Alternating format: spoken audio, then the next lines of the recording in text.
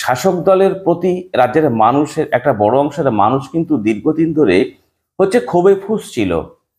আর এই ক্ষোভে ফুঁসতে মানে মানুষের মধ্যে ক্ষোভটা পঞ্জীভূত হচ্ছিল, রাগ পঞ্জীভূত হচ্ছিল, জড়ো হচ্ছিল, জমা হচ্ছিল রাগ মনের মধ্যে। কারণ আপনারা জানেন শাসক দলের বিরুদ্ধে যে বিভিন্ন ধরনের অভিযোগ রয়েছে, একাধিক অভিযোগ, যে অভিযোগের কারণে রাজ্যের মানুষ ক্ষতিগ্রস্ত হয়েছে বিভিন্নভাবে। সেই কারণেই যেহেতু তারা শাসন ক্ষমতায় রয়েছে, তাদের সামনে কিছু বলতে পারছে না, কিন্তু মানুষের ভেতরে ভেতরে একটি জ্বলন তৈরি হচ্ছে। মানুষ রাস্তা খুঁজছে এই শাসকের প্রতি ক্ষোভ প্রকাশ করবে কোন রাস্তার মধ্য দিয়ে। এই রাস্তাটাও কিন্তু রাজ্যের মানুষ খুঁজছিল। এরকম একটা অবস্থায় দাঁড়িয়ে যখন দেখলো বামপন্থীরা আবার তাদের নতুন করে শক্তি বৃদ্ধি করতে শুরু করেছে, তখন কিন্তু মানুষ আবার এই ক্ষোভটা একটি বিস্ফোরিত আকার ধারণ করছে ধীরে ধীরে।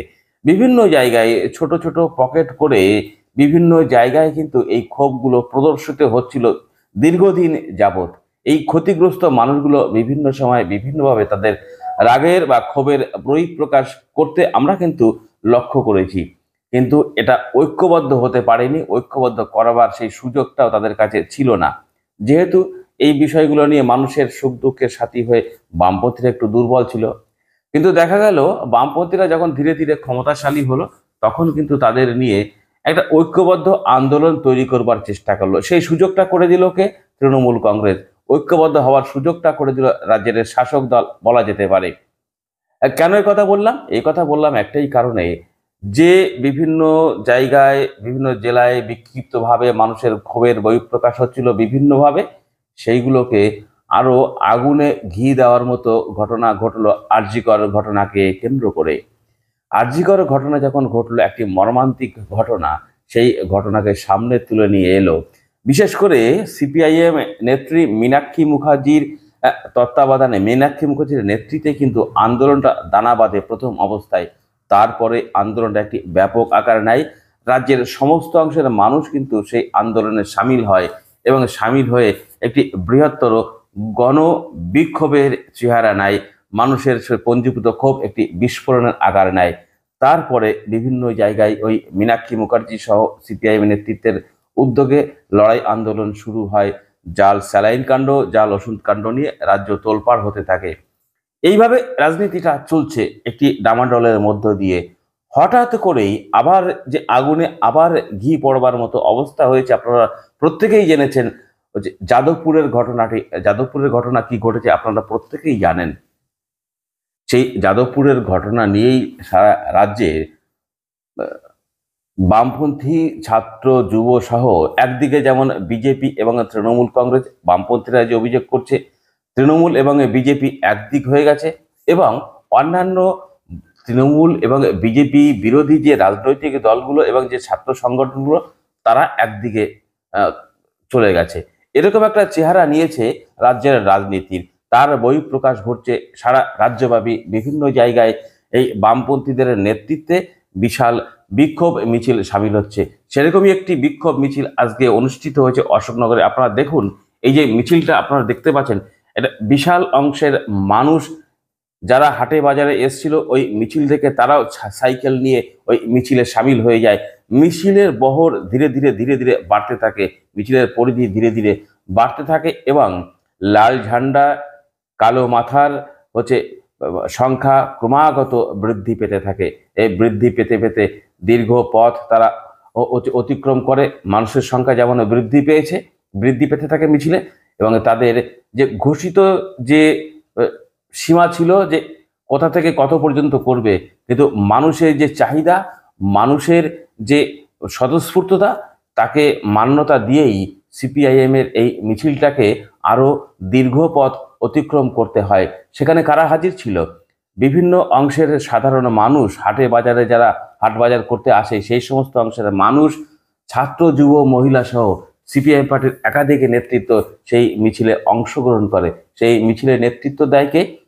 সিপিআইএম পার্টির উত্তর চব্বিশ পরগনা জেলা কমিটির সদস্য এবং অশোকনগর শহর এরিয়া কমিটির সম্পাদক গোপাল দত্ত, অশোকনগরের প্রাক্তন বিধায়ক সত্যসেবী কর, উত্তর চব্বিশ পরগনা জেলা এসএফআই এর সম্পাদক আকাশ কর, এসএফআই এর জেলার নেতা মিমো দত্ত, এবং সর্বোপরি উত্তর চব্বিশ পরগনা জেলার প্রাক্তন নেতা বাবুল কর সহ একাধিক মানুষের উপস্থিতিতে এই মিছিল কিন্তু সংগঠিত হয়। মিছিল শেষে আমরা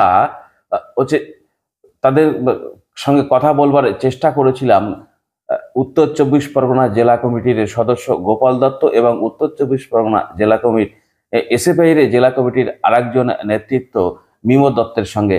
আসুন আমরা এবার শুনি গোপাল দত্ত এবং মিমো দত্ত তারা কি বললেন এই যাদবপুর ঘটনাকে কেন্দ্র করে সরাসরি, আর কথা না বাড়িয়ে তাদের মুখ থেকেই আমরা পুরো বিষয়টা শোনবার চেষ্টা করি।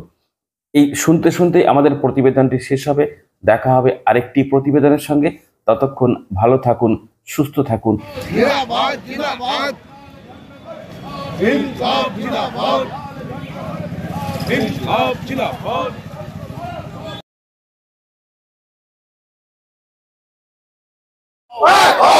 গোটা রাজ্য জুড়ে নৈরাজ্যের বিরুদ্ধে সর্বস্তরের মানুষ এক হও। ইনকলাব জিন্দাবাদ, ইনকলাব জিন্দাবাদ, কমিউনিস্ট পার্টি মার্ক্সবাদী জিন্দাবাদ। ছাত্রের উপর গাড়ি চালানো হলো কার স্বার্থে? শিক্ষামন্ত্রী জবাব দাও। ছাত্রের গায়ের উপর দিয়ে গাড়ি চালানো হলো কার স্বার্থে? শিক্ষামন্ত্রী জবাব দাও। ইনকলাব জিন্দাবাদ, শিক্ষামন্ত্রীকে জানাই ঠিক ঠিক ঠিক কার, শিক্ষামন্ত্রীকে জানাই ঠিক ঠিক ঠিক কার।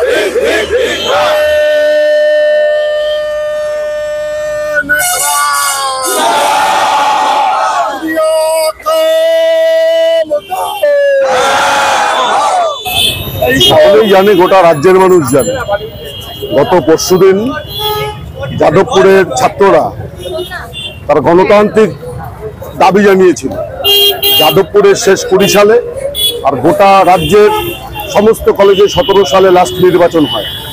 ছাত্র নির্বাচনের দাবি তাদের ছিল। ওরা একটু আবেদন করতে গেছিল, কথা বলতে গেছিল, শিক্ষামন্ত্রী কর্ণপাত না করেই এক কথায় এই জিনিস ভারতবর্ষে কোথাও হয়েছে কিনা জানি না, পশ্চিমবাংলায় তৃণমূলের সরকার এমন হলো, এই সরকারের শিক্ষামন্ত্রী ছাত্রর গাড়ির উপর দিয়ে চাপা দিয়ে চলে গেল, রক্তাক্ত করে দিয়ে ছাত্রকে।